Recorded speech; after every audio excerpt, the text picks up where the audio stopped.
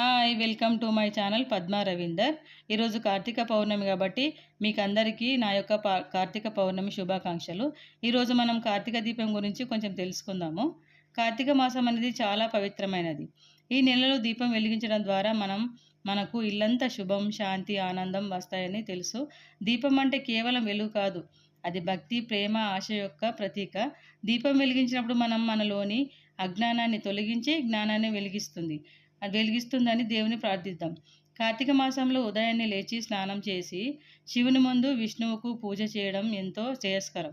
సాయంత్రం తులసి చెట్టు దీపం వెలిగించడం చాలా పవిత్రమైన ఆచారం.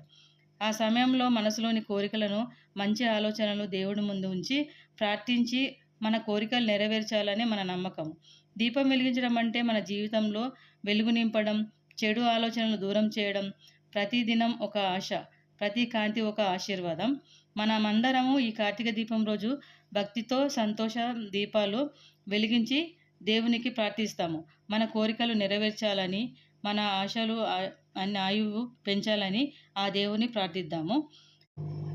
శంకరాయ శంకరాయ శంకరాయ మంగళం, శాంకరీ మనోహరాయ శాశ్వతాయ మంగళం, గురువరాయ మంగళం, దత్తాత్రేయ మంగళం, రామరాజ మంగళం, రామకృష్ణ మంగళం, అయ్యప్ప మంగళం, మణికంఠ మంగళం, శబరీష మంగళం, శాశ్వాయ మంగళం, నిత్యజయ మంగళం, నిత్యశుభ మంగళం, మంగళం మంగళం నిత్యజయ మంగళం, నిత్యశుభ మంగళం.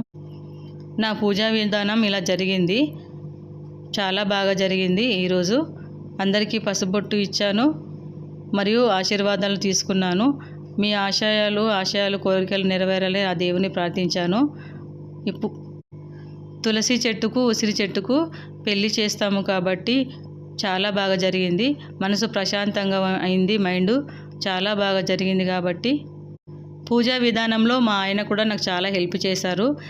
బొట్టు పెట్టి కంకణం పెట్టి అమ్మవారికి పసుబొట్టు ఇచ్చాము ఇద్దరం కలిసి.